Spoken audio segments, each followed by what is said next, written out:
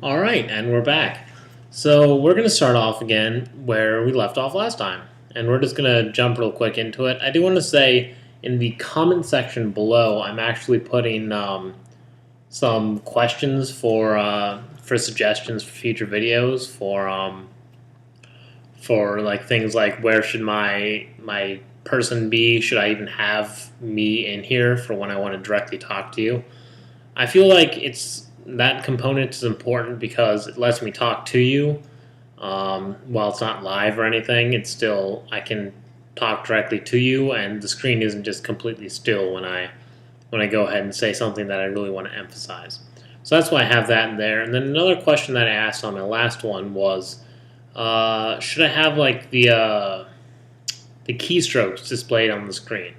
Right now, my software doesn't support that, but if I need to do that, I'll go ahead and find some software that'll work for that. And that's if you guys see this before um, I get a bunch of videos out already. So just go ahead and give me some feedback. Anyway, so we're going to start off where we were, and I believe what I said last time was we were going to add these heat sinks here, and we are going to add the rubber components. So that's what we're going to do. So once again, we're creating half of a shape. So I'm going to start in this view. I'm going to select all. I'm going to hide the selection. I have up here hide selection, show all, show last hidden, and the component editor or the custom polygon display. They're nice things to have up on your shelf. Again, you know why, so you don't have to go find them. So I'm going to go ahead and create a polyplane. And I'm going to start in the center. I always hold down Shift. It's just instinctive. I'm going to make the half one first. And I'm just going to go ahead, cut faces. There we go. Delete this face. And move this one up a little bit. I actually don't like exactly how that worked out. And then I'm going to line these up with the grid. So there we go. Got our basic shape. Incredibly fast and easy. And how I want this to work, I'm going to have this coming down here. I'm going to have a square on here. I'm going to have a square down here. I suppose right now I'm just going to throw in some topology to make it work, because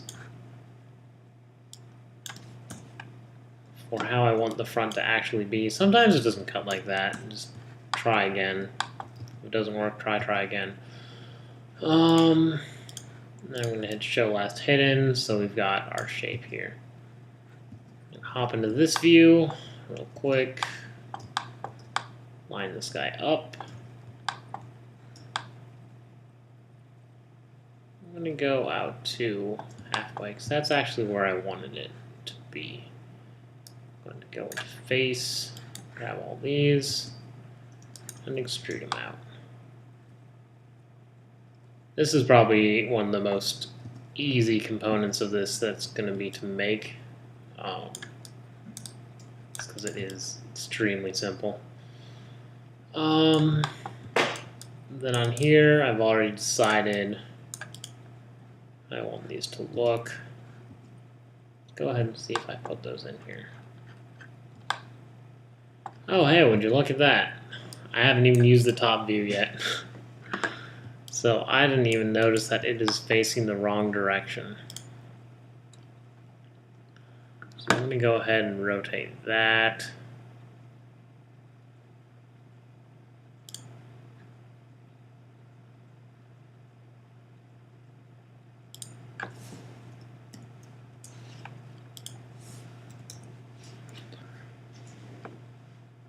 Where is the rotation for this? I don't think I can actually do that. I have to rotate the camera. There we go.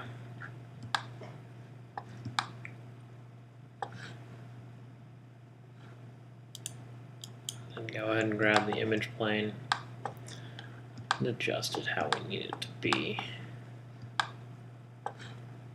it looks like this one's also off scale a little bit.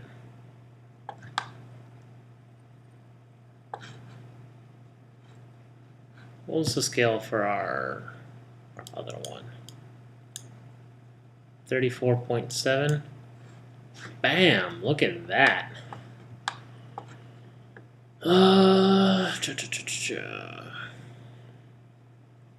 Change the X value.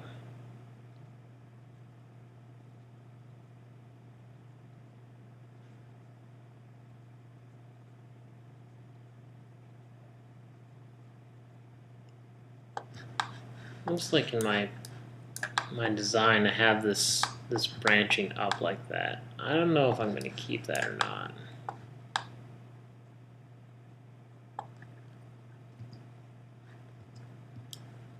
Okay. They're branching out this way. I might just take soft select and pull these out.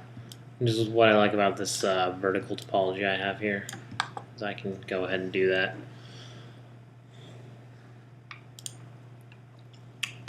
So let's see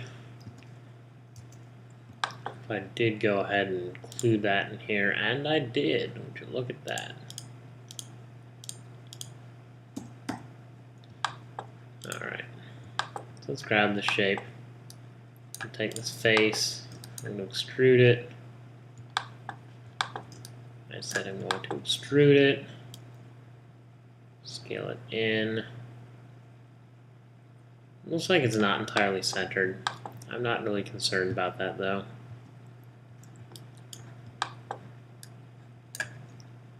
Take this edge, add 2 divisions to it, snap them up.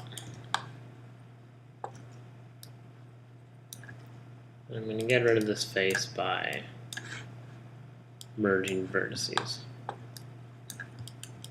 And I can make sure that there's 2 edges.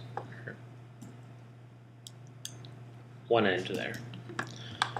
I'm going to take this, and then this is going to be a perfect example of why you don't extrude in. Because you get that. Gross. Then you have to go in here, you have to delete this, fill this hole, and then you've got working topology. We're going to actually delete that interior face anyway, so it wasn't really the end of the world.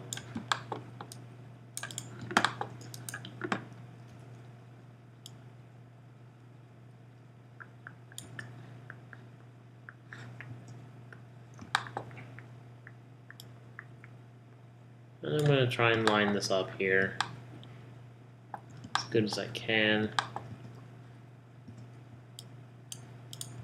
I'm going to grab these vertices, make sure I'm not grabbing anything else, and just move them over. There we go. I'm going to take this face, extrude, and here I'm going to use the handle because it's at an angle that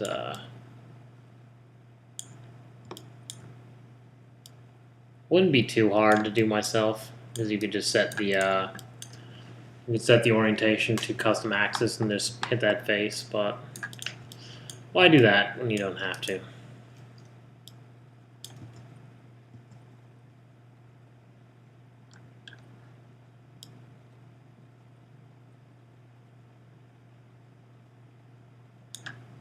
And there we go. Grab these vertices, snap them up.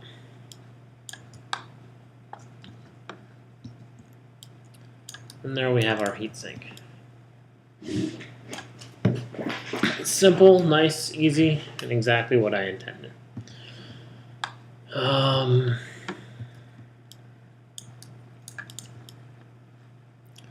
So we can duplicate that later, because we don't need to duplicate it now.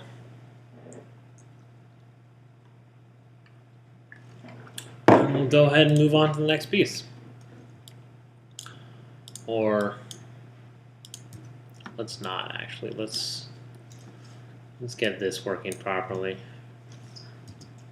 We'll go to the front camera here. I'm going to use my cut faces tool, and I'm going to get it as close as possible. I'm going to zoom in super far,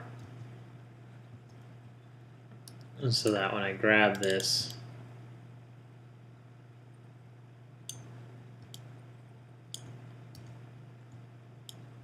actually, I wasn't thinking of this when I did it, but that actually works. Where this edge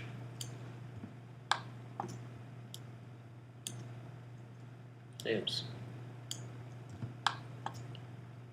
perfectly in line with this one. And then all I have to do is split down here.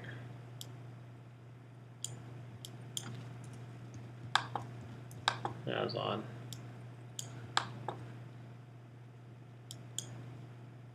I don't think it'd like me skipping that step.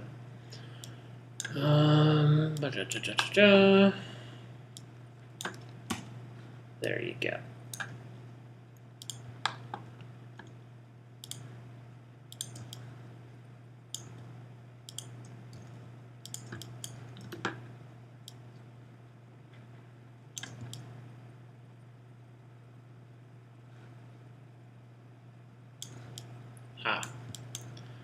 I'm used to having keep spacing off, so it got me there. There we go. That's what we're looking for.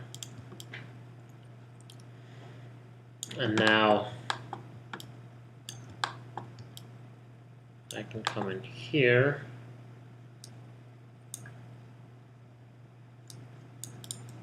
I'm going to split poly.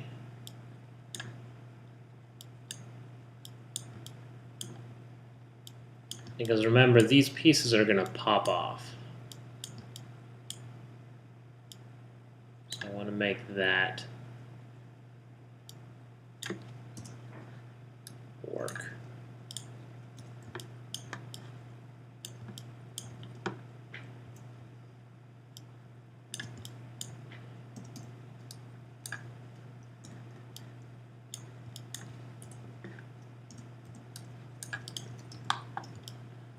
Now we've got this extra edge here, which we just threw in there for the sake of having working topology. Merge those together. I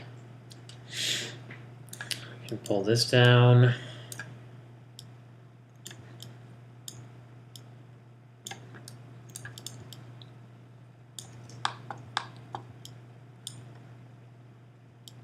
And then I'm going to delete this face, and I'll show you why I'm going to delete that face, because I want to bridge these two. Because doing bridge, if my settings are set properly,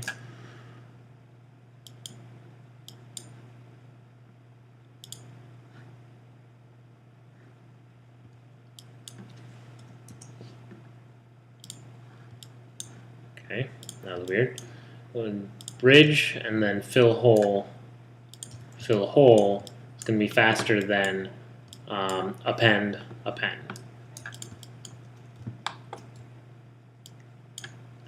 I'm going to go ahead and I'm going to save here. I've been saving during the breaks, but my 2012 has a glitch with it. I'm using 2013, but I'm still afraid of this glitch because I'm so used to it, where if you move the pivot, sometimes it'll crash. Just straight up if you move the pivot. And sometimes deleting history will help, so you just do select all, delete by type history, which is what this little button is up here. And that greatly reduces your chance of crashing. Or you can actually turn construction history off by clicking this. But I like to have it, especially when I'm UV mapping. It's just nice to have. I'm going to go into the details of that later, if you remember me saying that. And that's going to be during the detailing phase where I make the decisions about how I'm going to texture everything. Well, I have some texture planning in my head. Like, I know I'm going to do a lot of the details for the game model in Mudbox. I'm thinking that, you know, lost my train of thought. I'm sorry. But I have a general plan laid out right now, and it's just going to be advancing that plan that I do later. There we go. So what's another piece that we need to do? You said you're going to do the rubber pieces this time. So we have most of these. We can go ahead. Let's duplicate this and put it where we want it here. Let's make this the extended one. And it's going to be dirt simple because I wanted them to look like they were manufactured together, like in the same plant, using the same equipment, but one's just longer than the other. So that's that's exactly my idea right there. I'm going to just put a cut in here, which is just cut faces. And here I'm in this view so that I can line it up a little easier. And I'm going to extract this here and just pull it out to there. Bam. Fix some topology.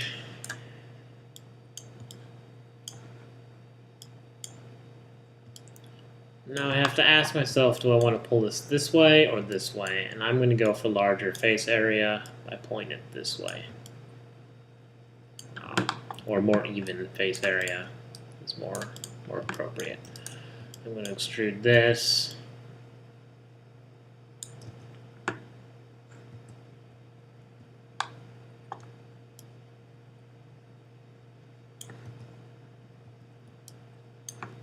And I still like having these lined up. Like I said, I'm a little bit of a perfectionist. Even if it's on the bottom of the weapon, I still want it to line up properly. I mean, took 10 seconds for that fix. Did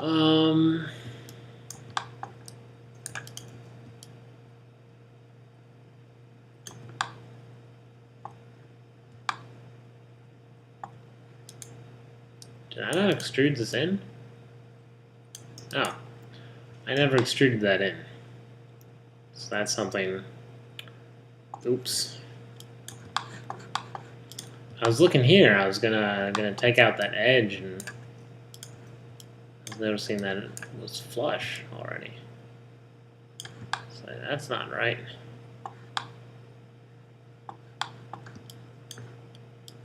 Just looking at that gap in there. I'm gonna have to fix that next. I could have done highlighted them all and then deleted the edge, which I really should have done. It would have been faster. But hindsight is 20/20.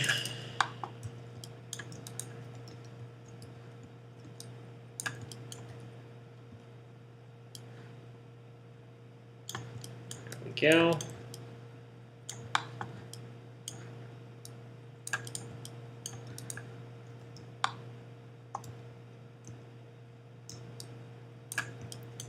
And there is some lag on the markup menu now that I'm running. Let's see how much CPU I'm actually using. I'm only using 15-20% of the CPU, so there really shouldn't be any lag, but I'm using more than half my system memory, and I've only got 8 gigs, so.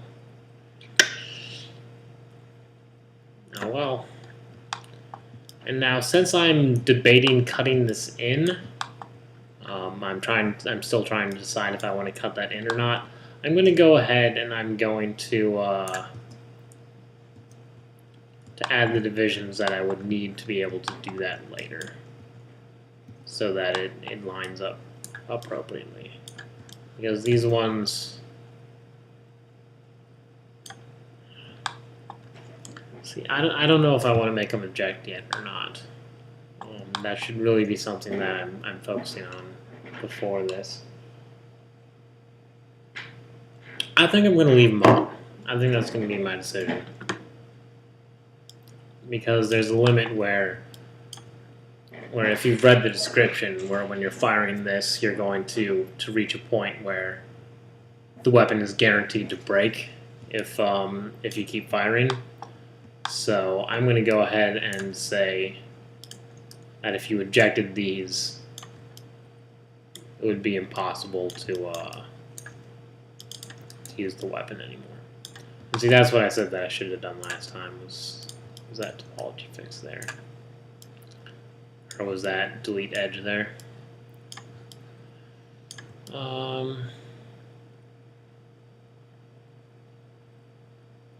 Now for this, how do I want to do this? I've got the edge here now. I think I'll just delete this face in here. Take this face, extrude it out, or in, really.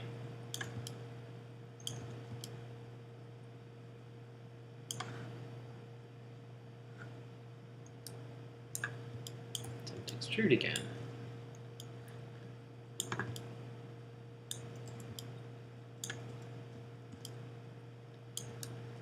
And then I'm going to isolate select this.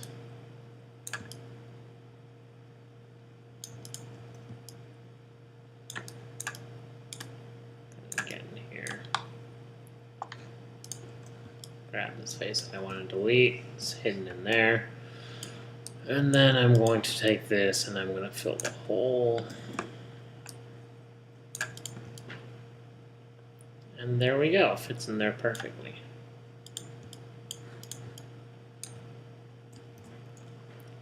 Just looking for a gap. Nope, looks pretty good. So now we've got our large heat sinks and our small heat sinks done.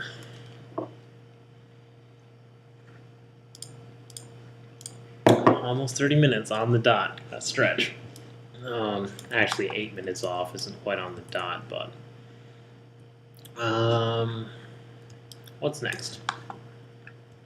Let's make these rubber grips for the pistol, and we'll fix this in a minute.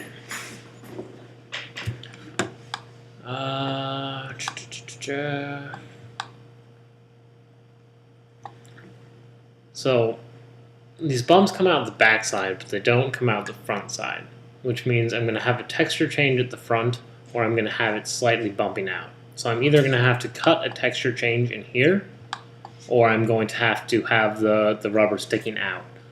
I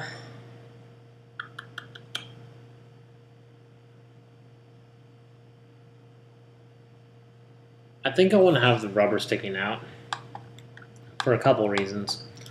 And the main one is it's going to have a more distinct silhouette around the handle. Since we're not putting these into texture, I think that's more appropriate. It's only going to be like 6, 7, 8, 9, 10 extra tries per thing to have it bump out. Not even that, since it's probably going to be a separate object. So let's do it.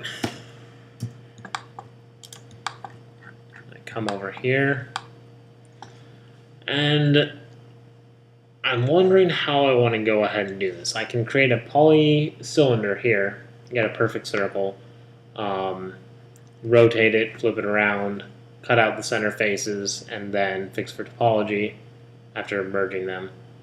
Or I can make a polyplane and do kind of the same thing. I'm going to go ahead and I'm going to do a cylinder. So I'm going to do poly cylinder.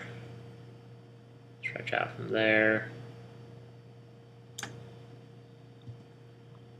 And notice that I hold shift when I create a polycylinder because it builds the other sides for me without having to switch views. So I'm going to go ahead and see. I'm going to cut out the center faces, so I'm going to do 12.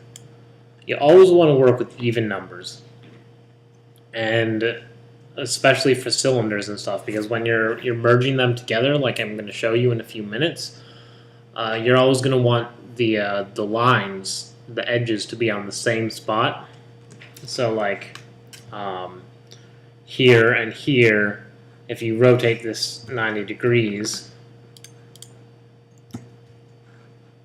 rotate Y by 90 degrees, you'll see that you can match up these points here on the top and bottom. Then you also have edges here, here, here at the same spots every time, regardless of the rotation in one axis. So that's an important thing to keep in mind. You always want to work in twos when you're making cylinders. I learned this trick for making railings, for making pipes. It's really important for that when you want the least deformation as possible. I'm going to go ahead and delete or center my pivot. And I'm going to go ahead and get going with this. So take it, snap the center here.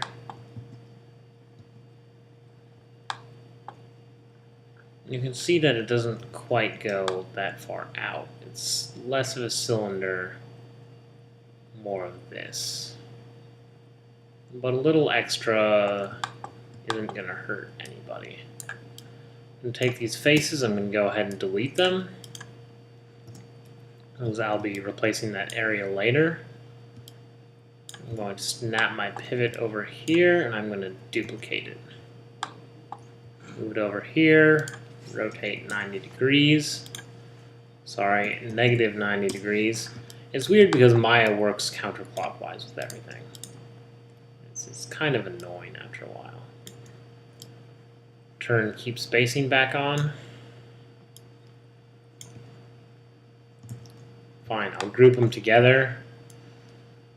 Then move them to the right spot. And now we have what I was telling you about. These combined together. I'm going to quickly ungroup these because I don't want them in a group.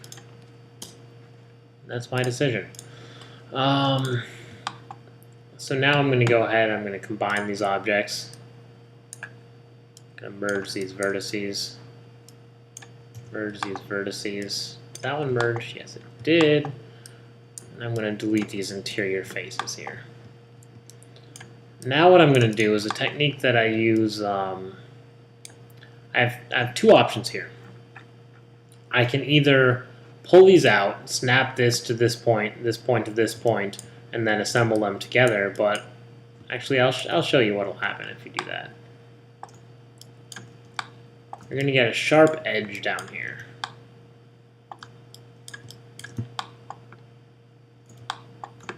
At the same point, I only really need to snap one over.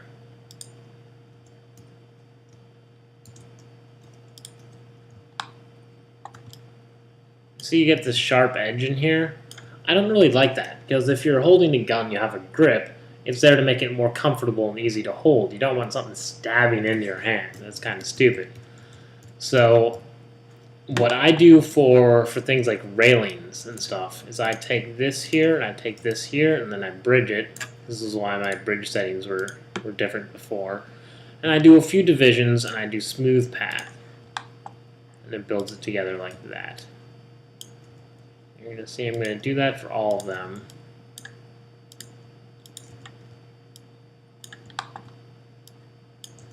And you saw some overlapping planes. We're going to fix that.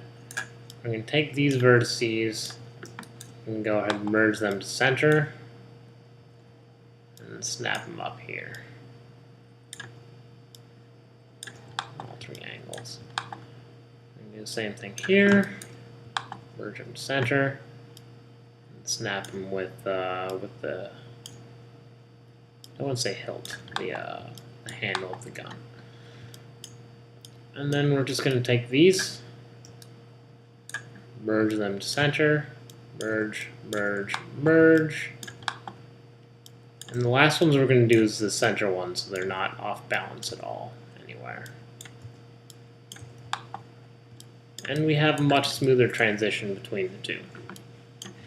You'll notice that it's automatically smooth softening some of the normals. That's something we'll go into a little bit later. So now I'm going to go in here. I'm going to delete these. 4, 5, 6. You'll see that it's only 54 tries. For a fairly smooth object, a quarter of it, mine, even less than a quarter of it, like a third of it,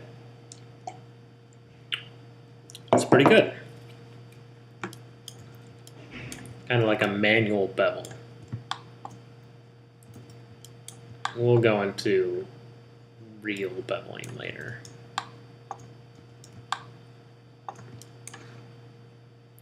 Take Y, 90. I'm probably going the wrong way again. No, I'm not. Awesome.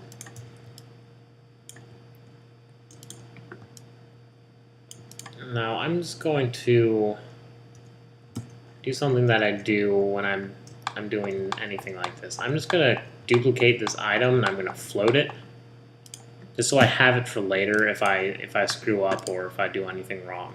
I do this a lot when I'm putting windows on a building, like ornate, detailed windows, and some of them are slightly different than the other. I'll just float one, I'll duplicate the faces, float it, and I'll manipulate it, duplicate it again, float it, etc. It's a nice little trick to stop yourself from having to repeat a lot of work. So now I'm going to combine these. I'm going to merge these vertices to the center. Dot, dot, dot, dot, dot, dot, dot. I'm going to take this edge and I'm going to delete it. So now I just realized I'm being kind of stupid right now. And you're probably all laughing at me. So I'm only creating half of this weapon. I went all the way around it as if it was completely all the way through. So we're going to duplicate it later. So laugh away. That was my mistake. So we're going to pull this out here.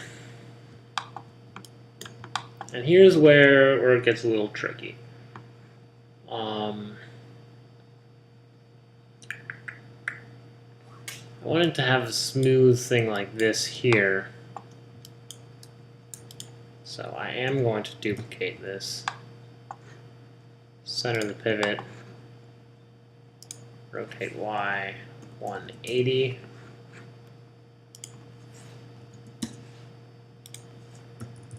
Ah, damn, I never get this right on the first guess.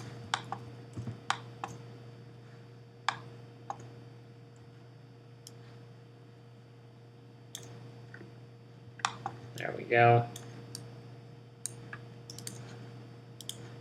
Combine these. And do what we did last time when we were making a mistake. Not we, I. When I was making that mistake. Highlight all these, take them together, edge, delete this. And then I want these over here, I want this, you can see how it's getting into the preheater trigger. So I want this to be a little faster of a transition here. So I'm going to just pull it in.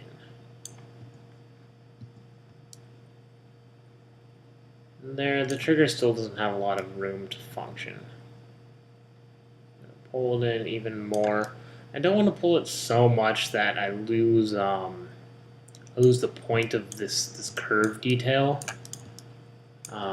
So actually, I'm going to go ahead and I'm going to take these faces here. I'm going to pull them out a little bit more,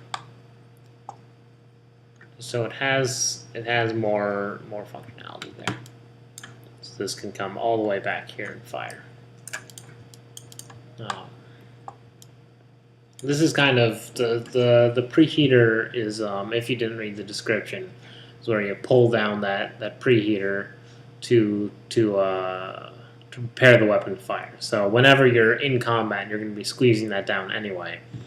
So it doesn't need to go that far. It's not like a trigger or anything. It's just you hold down that bar when you're ready to fire. Kind of like a safety. I guess you could compare it to a safety. Like on a Glock pistol where one of the safeties like on the trigger. I never understood that. I thought that was really stupid. It's like here, it's totally safe now that you have to pull the trigger to be able to fire. No shit. So I think that's kind of a cop out by whoever makes Glock. I don't know a lot about guns. I don't know why I'm talking there. So I'm going to go ahead and adjust this. I'm pulling in the wrong direction. I have the wrong vertices selected. Oh, no problem, just hold shift down, unselect those, change that. And then I can grab these, adjust it to how it is here. Make sure that looks all right. It does not look all right.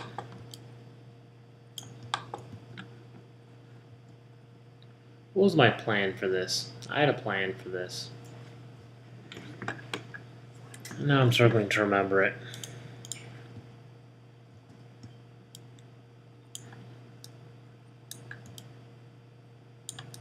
I think I was going to take these, move them in, go into rotate, pull them out like that. And that was my plan. The plan sucked.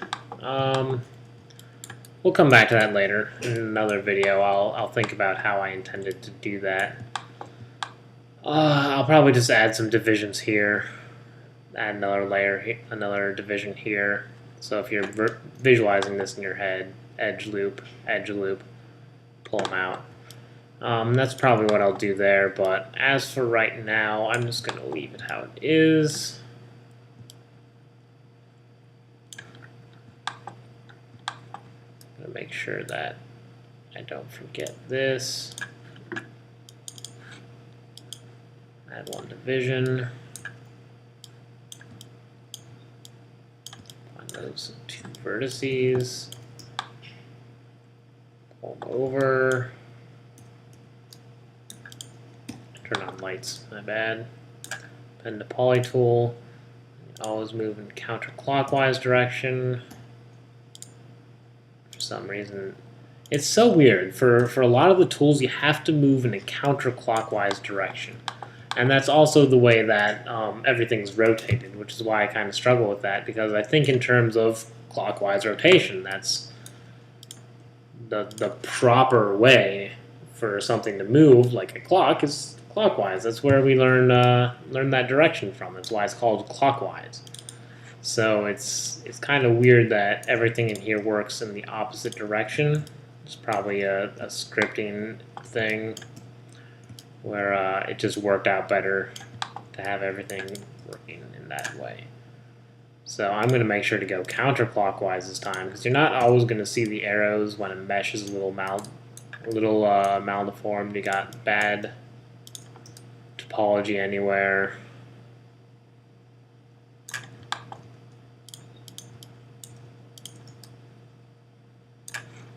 Here's another time where you wish that you hadn't done that, or you could reset that to how it was, which you could. You could easily write a script to do that, but it's something that I really don't want to spend my time on. I just realized that I haven't checked my normals this whole time.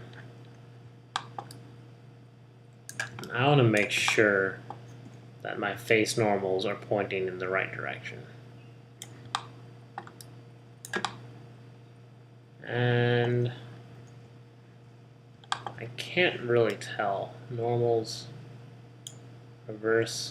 Okay, they're in the right direction. See, when you reverse the normals, if they get smaller, that means they're going through the interior of the mesh.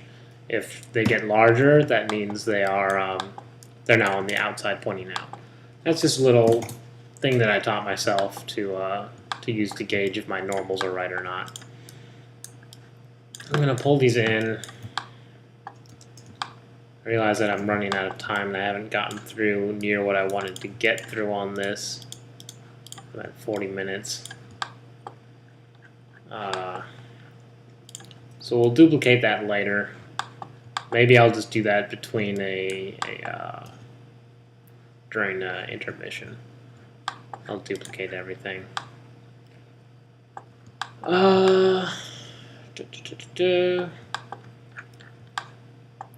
can go ahead and we can create these.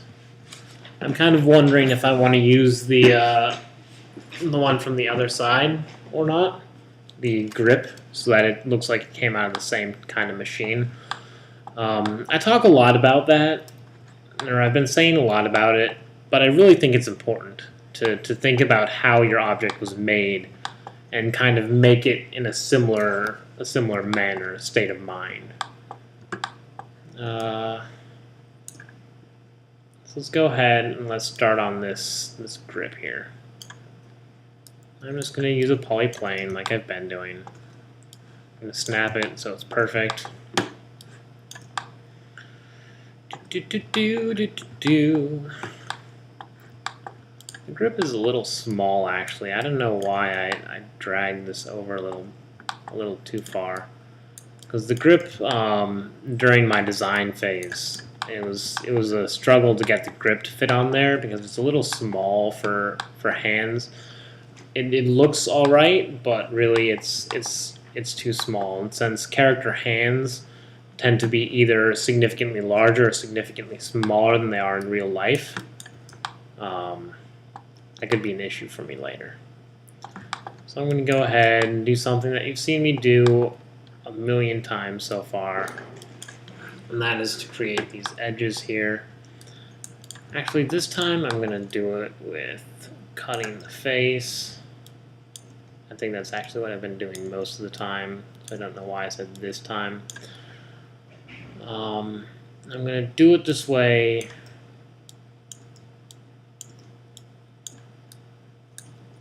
because it's going to work for me. You'll see. Sometimes it's a little hard to talk and do this at the same time. Talk and do all the thinking that I say you should be doing while you're constructing this at the same time as trying to do a tutorial. That's why sometimes I might not make perfect sense, but hopefully you'll get the gist of what I'm saying. And there we go.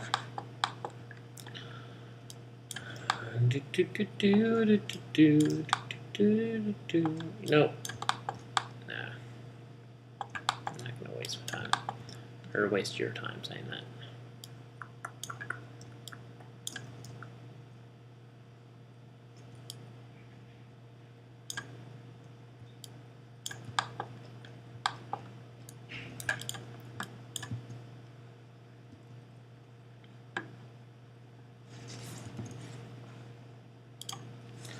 Sorry, I hit Command-I instead of Shift-I.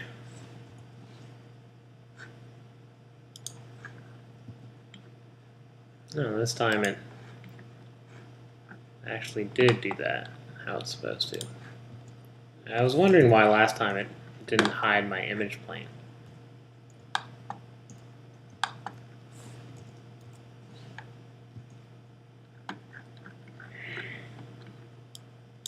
Start camera, and then this, then isolate. There we go.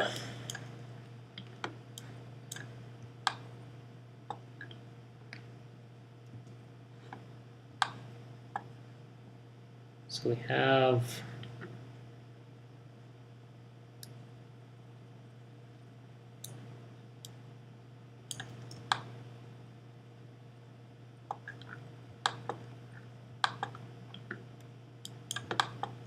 base of this here.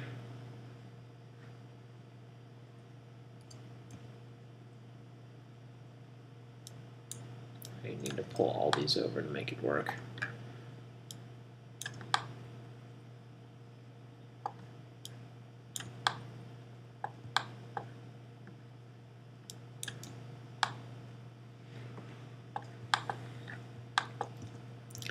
This is why you should really always work in an orthogonal view. So you start leaning in there, and then you're like, what am I doing here?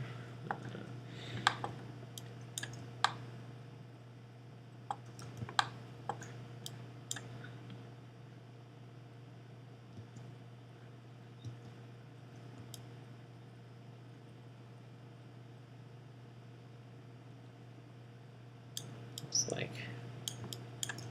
it's a little weird here.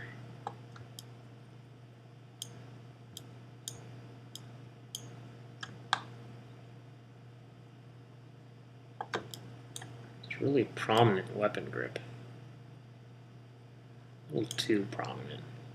I'm going to go ahead and I'm going to make an artistic decision here. Scale this in about there, a little further even. I'm going to take this edge here, go ahead and extrude that. See how it gave me those weird angles? I'm going to undo and then do it again. Look, we don't want that. It's because this is at this angle, it assumes that I want to pull it out that way, but that's not what we want. I want the world axes. So I'm going to pull it in like that. And it looks like I've accidentally built this on the wrong side. That's fine. We can just scale z -1. I meant scale x. I don't know why I sometimes second guess myself on those. There we go. And then make sure that this is lining up with the center here.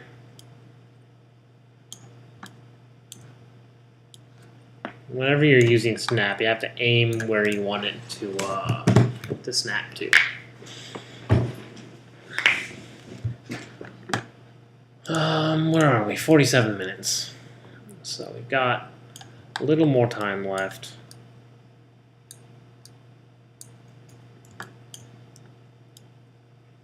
I was not really thinking when I designed this handle here.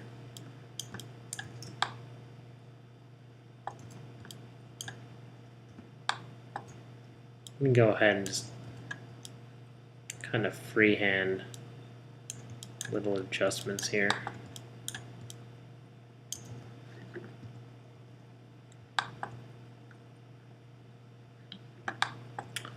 Okay. So it looks like my art is a little bit off. Like I said, this angle was the one that I did last. It was a little more rapid than the other ones.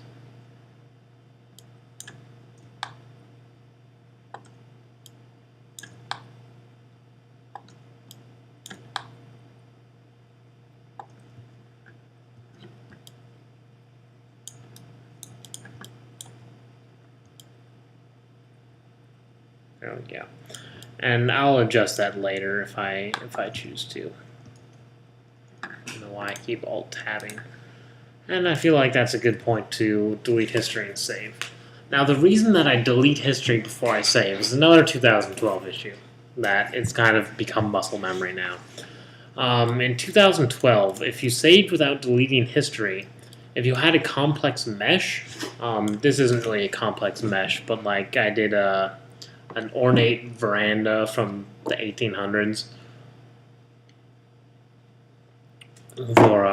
for Plant Hall, if you've ever seen it. 1888. And it was like all romantic and detailed and everything. There was so many polygons. It was over 500,000 polygons. And one time I saved, and then I opened it back up and the mesh was gone. It was just not there. I looked in the outliner, and the node still existed, but it existed as a transform node. And I quit, and I restart, and I quit, and I restart, and I tried to figure out what had happened, because I know it was there when I saved. And what I had to do was I had to select all, hit the W key, move the mesh up, and when I moved it up, it just magically appeared, out of just no reason at all. And the mesh appeared in the outliner as an actual mesh again. Then I deleted history and I saved, so that's a glitch that now you know about if you're working with 2012. So yeah, just delete your history, your construction history before you save.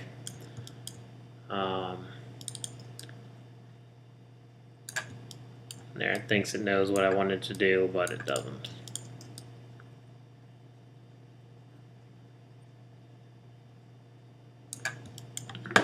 See, that's one of those things. I was actually going into the edge, is what I meant to do. Soften, harden edge.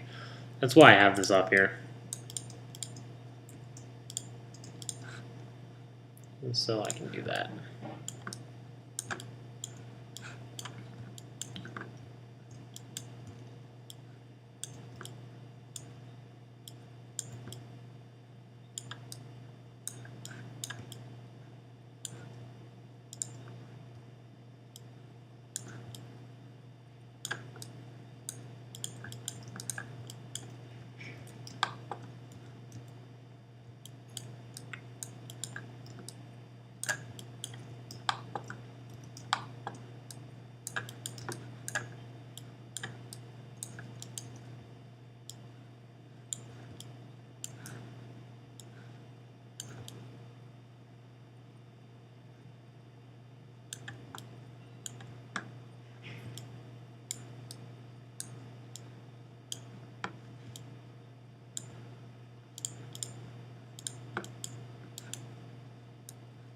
Selecting vertices on other meshes?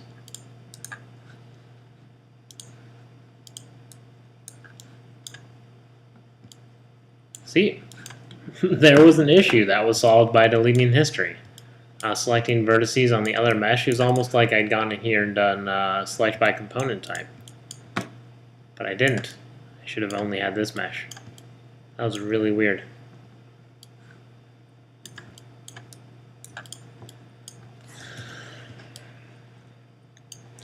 So let's come around here, bridge these together, fill that hole. You can see that's not good topology.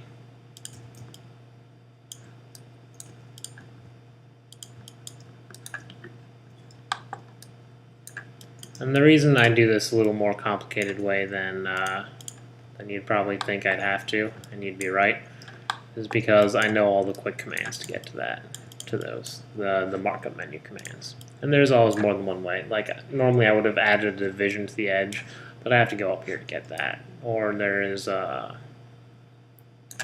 any other mode. Add division to edge down here, but sometimes instead of just going through there, it's easier to just hop over here. Click, done. So that is our grip, and I'm thinking I'm gonna do the. I keep alt tabbing to go into the other views for some reason. I'm gonna go into there. Shit. That's why I had those like that. I feel like a total fool. I'm gonna pause and I'm gonna redo that because you don't need to see me do that again. All right. There we go. I didn't think you guys needed to see me redo that. All I did was I fixed the topology on this side, and then I was able to move those around. So now we've got that fixed. I don't like exactly this hard edge here, so I'm thinking I'm going to bevel it.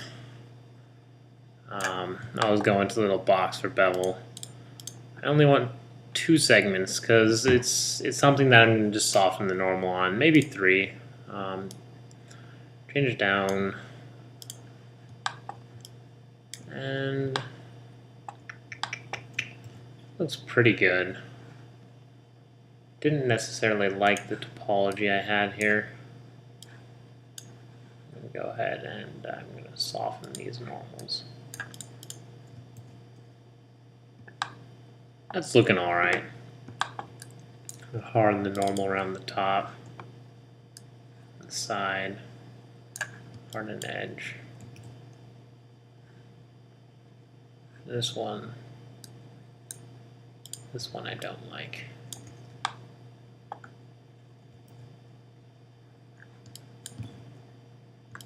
There we go. Let's look at it from different angles, make sure that it likes everything. It should like everything. And that's a pretty good bevel. I have a hotkey for rendering the current frame. It's Option Command R. It's very nice, but if you miss the Option key or you hit the Control key by mistake, it'll try and reference. So I mean, that's probably something to try and avoid, is accidentally setting your stuff to near existing commands or existing commands.